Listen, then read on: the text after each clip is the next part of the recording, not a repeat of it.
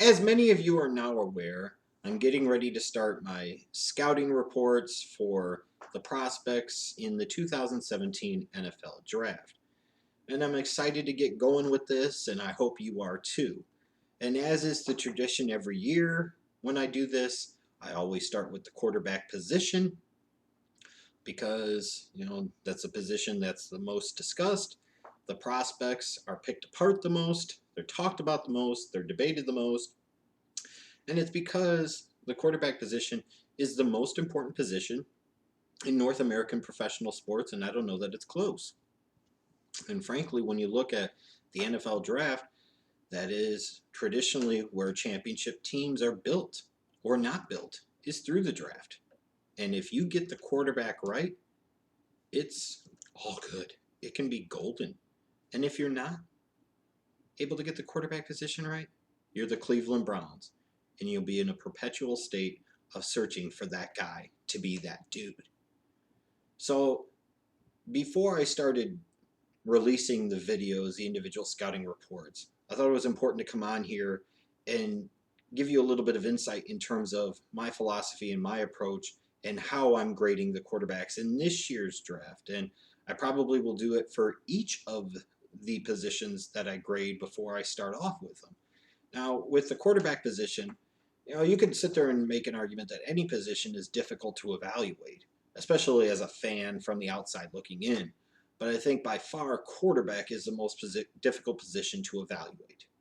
And here's what I mean. You look back to the 2016 draft, and I was huge on Carson Wentz, my number one quarterback on the board. He was the guy I was pounding the table for the Rams. You have to take it. And then when they traded out of that pick, traded up to that pick, the Rams did, excuse me, and they got Jared Goff. I was pounding the table. The Browns, Browns, Browns. You have to stay. You have to stay. You have to take Carson Wentz, and they didn't.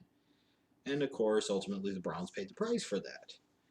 But then you'll sit there and see a Dak Prescott be taken in the fourth round and be a first-team all-rookie quarterback. Now, is that because Dak Prescott was so much better than Carson Wentz as a prospect? Or was it because Dak Prescott was in a superior situation with the best offensive line in football blocking for him, a future Hall of Fame tight end in Jason Witten, Des Bryant on the outside, Ezekiel Elliott in the backfield? So it can be really tough to grade these guys. And sometimes when you look at grading talents at the quarterback position, guys with great physical talent, for a variety of reasons, just don't cut it. They don't have the heart for it. They don't have the mind for it. They don't have the desire for it. Maybe they're too caught up in off the field BS. On the flip side, you have great intangibles type of guys that are leaders, and they were winners in high school and they were winners in college, and sometimes that can translate to the pros, and sometimes they're just not physically talented enough for it to do so. And bringing up the Carson Wentz Dak Prescott comparison, I would still take Carson Wentz over Dak Prescott in terms of as a talent, but as Dak Prescott proved, you take a guy who could do some good things and you structure a system around him that accentuates his strengths and hides his negatives, and you put him in a great situation with a lot of great offensive talent around him, the guy can really shine. So fit and situation have a lot to do with success. Talent around them, scheme, coaching, you name it. On top of that, it's hard to sometimes see that. Sometimes you can, but sometimes you can't. I think what's really tough for people on the outside like me, fans grading prospects for the draft in general, but specifically quarterbacks, I don't have the ability to meet everyone. I don't have the ability to interview everyone. I don't have the ability to do the research, the background checks, interview coaches, teammates, family members, friends, people back home from high school. We don't have that. And that is a part of the process that we miss out on, that people on the inside in the scouting business actually do have the ability to get their hands on. And that's how it is. So there's a lot of different reasons that it can be tough to grade quarterbacks, and in general, just any position. And I think ultimately the most difficult thing is, even for me, when I'm doing this grading, it's a general grade based off of talent, based off of upside, based off of strengths and weaknesses. But I'm not doing it with any specific team in mind. Whether it's the Cleveland Browns or the New England Patriots, and whether they do it well or not, obviously is a different story. But you're ultimately shaping your draft board according to who would fit with your team in your system. So guys that might be superior physical talents might not carry as high of a grade on your board as certain players that can do these things right, that you could really make something out of within the confines of your system. So even as I go through and grade some of these prospects, it'll be important to mind, and I'll make sure to point it out sometimes that, hey, this guy I might view as a fourth round type of talent, but if this team took him in round number 2, I think he would be a great fit there. So I would not knock them for taking him, even if it would be perceived to be a bit of a reach or higher than he should go. Or if somebody just took a dude that I had a 6 round grade on and they took him in round 2, I might just sit there and say it doesn't matter what the fit was. There had to be better players that fit what you were doing there. That was just stupid. It was a massive reach. So I think that's important to point out too, is that a lot of times when it comes to grading these players, without having a specific team, a specific scheme, a specific system in place, knowing the current locker room situation of the team and how that player could potentially fit in, it's hard to give a 100% cocksure grade. You can get pretty close, so I think you can. So in terms of the grading of the quarterback position for me in the 2017 NFL Draft, I've got 10 traits that I think are the most important to the quarterback position. Now, there could be others you throw in here, but for the purposes of grading, it's 10 traits, scoring them on a scale from 0 to 10. And those 10 traits are size, arm strength, mechanics, accuracy / ball placement. And yes, there's a difference to me. Accuracy is when you can get it in the area, the vicinity, the catch radius of this receiver.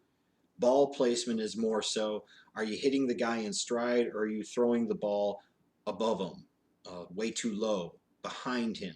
Are you throwing it in the right place based off of where the defender is or where the hole in the zone is? That to me is more ball placement, but accuracy, ball placement, I kind of group together. Pocket presence, field vision, decision making, durability. As important as any other physical tool is, and any other mental tool is, perhaps sometimes the number one ability that in particular a quarterback or really any draft prospect can have is the ability of availability. So durability is incredibly important. And then everything else I kind of throw into the intangibles category.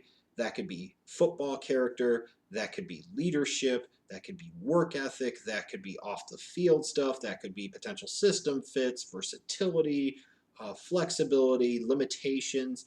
All that kind of gets thrown into the hodgepodge of intangibles. So those are the 10 traits.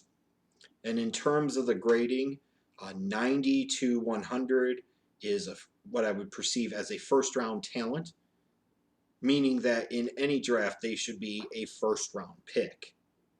Now, I think it's like 89.9 to 85 is a second round pick. I think it's 84.9 to 80.0 is a third round pick, and so on and so forth. One thing I would do a little bit differently with the quarterback position, and I'll be doing it again this year, is I do place a 5% quarterback premium on the position, on each prospect. And the reason being is because quarterback is so important. If I took a player whose raw grade, let's say, was 90, and there was a wide receiver or a defensive end whose grade was also 90, if you need a quarterback and a defensive end and they have the same grade, you're going to take the quarterback if you have any brains every single time. That's just the way it is. It's like that little extra kicker.